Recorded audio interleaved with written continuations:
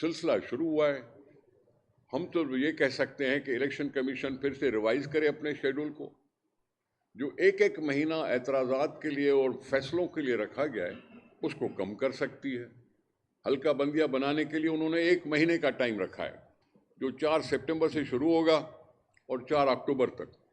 अब 1 महीने तक हो सकता है हल्के बंदियों में लग जाए, लेकिन फिर उसके बाद एतराज़ात और उनके फैसले, उस पर 2 महीने लगाना ये थोड़ा सा कुछ समझ में कम आ रहा है। इसलिए हम अक्सर इलेक्शन कमीशन से इस्तदा करते रहते हैं कि अब क्योंकि इलेक्शन कराना उनके काम में है, रिप्रेजेंटेशन देना उनका काम हो गया है और ट्रांसपेरेंट और फ्री एंड फेयर इलेक्शन के तकाजा है, तो फिर वो अपने रिवाइज करें शेड्यूल को और इलेक्शन करवाएं पाकिस्तान के लिए जल्दी, क्योंकि पाकिस्तान में जमहूरियत की पटड़ी पे फिर आना है। ये बता दें कि आज लियारी से एक और अहम सियासी रहनुमा पीपल्स पार्टी में शामिल होने जा रहा है।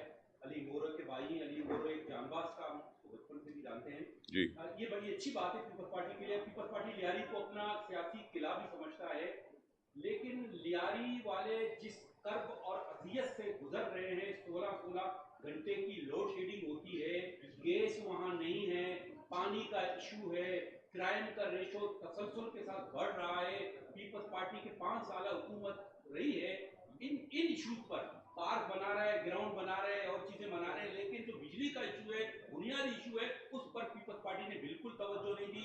क्या इस खामी को पीपल्स पार्टी तस्लीम करेगी और आइंदा चलकर कोई इस तरह का प्रोग्राम है या नहीं? मैं समझता हूँ कि लियारी की तरह हर गांव पर भी हमारा किला होने का सबूत है। किला हर गांव भी है हमारा पीपल्स पार्टी का किला। लियारी भी अहम इलाका है, पुरानी कराची कहलाती है लियारी। मैं समझता हूँ कि लियारी का एक नाम है, मशहूर है। यहीं से कराची चली थी और यहीं से कराची बढ़ी है। अमन अमान की सूरत ये सिर्फ एक दिन में ठीक नहीं होती, इस पर हमेशा कोशिश होती रहनी चाहिए। आपको और हम सबको याद है कि कराची में बहुत बड़े ऑपरेशन भी हुए कि जिससे अमन अमान बहुत अच्छा हो गया था, लेकिन फिर भी कहीं ना कहीं कभी ना कभी कुछ हो जाता है। तो हमारी हुकूमत से अमन अमान के लिए मैंने पहले ही जिक्र किया कि आज प्राइम मिनिस्टर के सामने भी ये बात की हमने कि कारकुनों को मारा जाना इसको आम मामूली चीज़ न समझा जाए। रही बात बिजली की, बिजली के लिए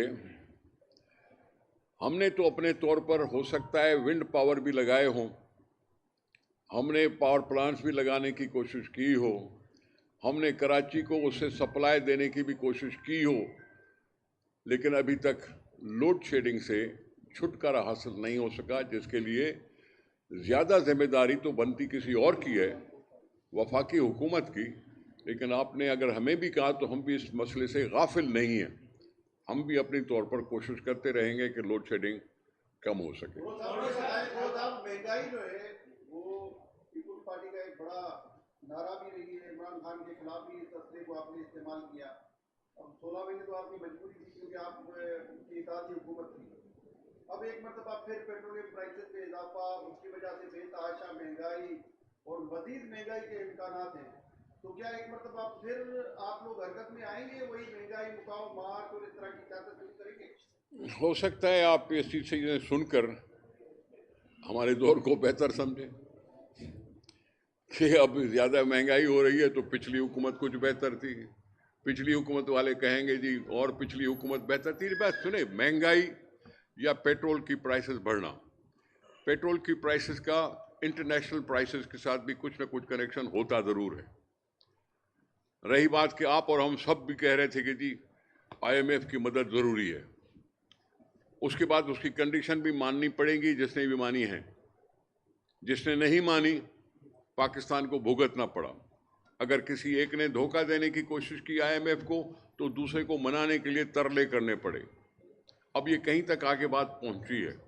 महंगाई एक इशू है जो इमरान खान की हुकूमत से पहले भी था, इमरान खान की हुकूमत में उससे ज़्यादा बढ़ा, PDM की हुकूमत भी उसको कंट्रोल नहीं कर पाई। आज केयर टेकर गवर्नमेंट भी कहीं कहीं बेबस दिखाई देती है, लेकिन इसके लिए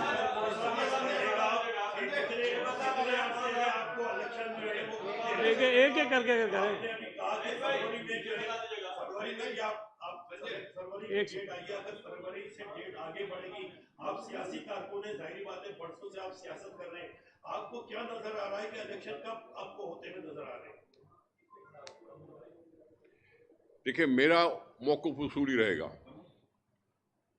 मैं आइन की बात करूंगा, 90 दिन की बात करूंगा और इलेक्शन कमीशन से कहता रहूंगा कि अपने शेड्यूल को रिवाइज करें। फरवरी के बाद सेनेट आधी चली जाएगी, तो सेनेट के चेयरमैन की हैसियत भी आधी रह जाएगी, तो ये मुल्क आधे निज़ाम पे नहीं चल सकता। इसलिए मेरा सारा जोर यही होगा कि 23 में ही इलेक्शन हो जाए। मैं तो 3 महीने से ज्यादा का नहीं कहना चाहता और यही कहता रहता हूं कि जी रिवाइज करो शेड्यूल और जरा जल्दी करो।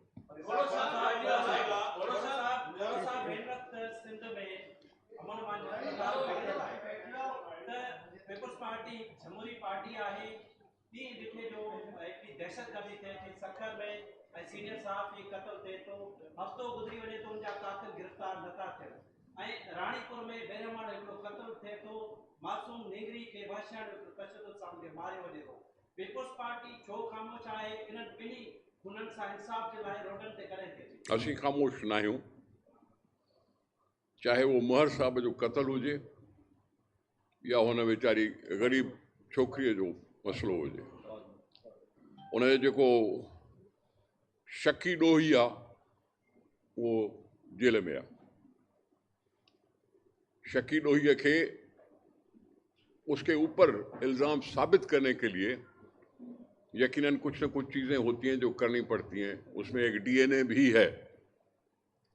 अगर डीएनए भी है तो सिर्फ एक आदमी की डीएनए नहीं की गई, दूसरों की भी उसके साथ डीएनए की गई, क्योंकि अभी जब रेप की बात साबित हो गई है कि ये रेप हुआ था तो फिर तो डीएनए काम आएगा।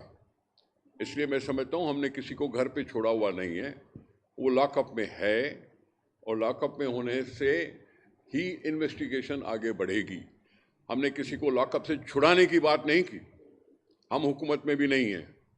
हमने कभी साईं असद शाह साहब के साथ जाके हमदर्दी का कोई बयान नहीं आया होगा। हम इन्वेस्टिगेशन करने देना चाहते हैं और जो भी उसका गुनाहगार है उसको कैफरे किरदार तक पहुंचाना चाहते हैं। खानमंद महर साहब की बात कर रहा हूं, जानमंद महर साहब की, तो उसके लिए भी कुछ न कुछ गिरफ्तारियां हुई हैं और जब गिरफ्तारियां हो रही हों तो फिर इन्वेस्टिगेशन को मुकम्मल होना चाहिए।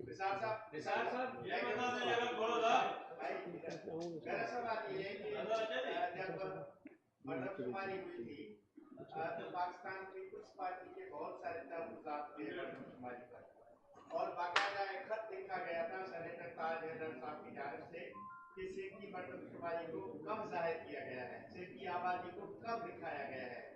अब दस्तखत हो गए, आपने कहा कि सीएम बैठे। अभी पाकिस्तान पीपल्स पार्टी की हैसियत में, एज अ पीपल्स पार्टी के सदर की हैसियत में अभी आपकी पार्टी का क्या मौक़िफ़ है? ये जो मर्दमशुमारी हुई है, जो सिख की आबादी जिसमें जाहिर किया गया है, वो कम है या अब दुरुस्त हो गया या वो पुराना खत गलत था जो कहा था?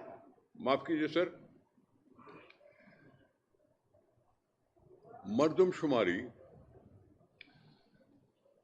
एक तो ज़ाहिरी तौर पर यह बताई जा रही है कि जी 1 करोड़ से ज़ायद की आबादी बढ़ गई, लेकिन इसके बीच में एक दो चीज़ें हुई जिसमें हमने उस वक्त एतराज़ किया था कि जब सिलेक्टेड एरियाज़ के लिए उन्होंने एक्सटेंशन दी, और उसमें उन्होंने और शुबा पैदा कर दिया। सिलेक्टेड एरियाज़, कोहिस्तान का इलाका क्यों नहीं हो सकता था, डेजर्ट का इलाका क्यों नहीं हो सकता था, क्योंकि वो दूर दराज इलाके हैं, वहाँ भी पता नहीं कोई पहुँचा था कि नहीं पहुँचा था। उस वक़्त भी हमने कहा था कि अगर एक्सटेंशन करनी है तो पूरे सिंध में करो, हमने कहा था। लेकिन जो भी हुआ, एफर्ट्स हुए लोकल लेवल पे या जो कुछ भी हुआ, जहाँ तक पहुँची है अब दस्तखत हो गए, अप्रूवल हो चुका है। अब ये 5 साल के बाद हुई है, इंशाल्लाह अगले 5 साल के बाद फिर मर्दमशुमारी हो जाएगी। हो सकता है कुछ कोताहियां और कम हो जाए। आज आप तो आइन की बातें कर रहे हैं, लेकिन समझ में नहीं आया?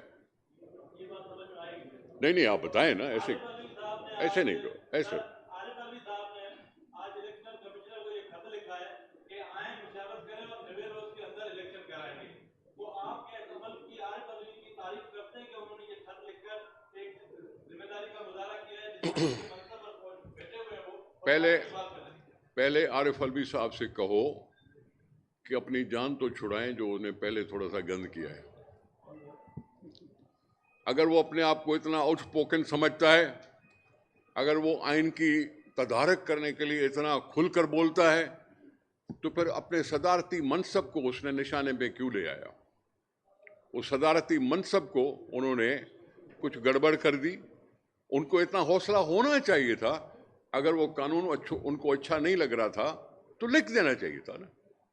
चुप करके बैठने से तो कानून बन गया। उसको अगर कहनी बात थी तो जैसे अभी इलेक्शन कमीशन को कह रहा है कि ये इलेक्शन कराओ टाइम पे, तो फिर उस बिल पे क्यों नहीं कह सकता था हाँ या ना में? पहले अपने आप को साफ कराएं, फिर किसी और की बात करें।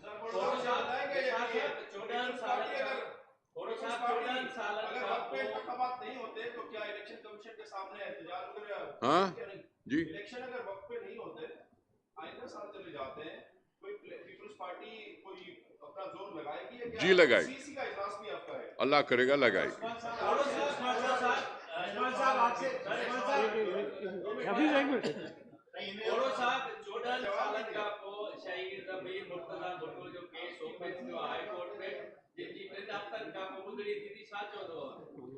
शासन बड़ी तरह चौंधो 14 साल खां पोइ शहीद वीर मुर्तज़ा भुट्टो जो जेको केस आयो हाई कोर्ट में ईयर ऑफिस थियो आहे उन लाइ अवां छा चवंदो? मां चवंदुसि त कोर्ट आज़ाद आहिनि ऐं कोर्ट खे पंहिंजी कार्रवाई करणु खपे। जेकॾहिं वरी खुलियो आहे केस ऐं हाई कोर्ट में खुलियो आहे, असां कोर्टुनि खे त आज़ाद था समझूं न। अगर हम उनको आज़ाद समझते हैं तो अपनी कार्रवाई शुरू करें।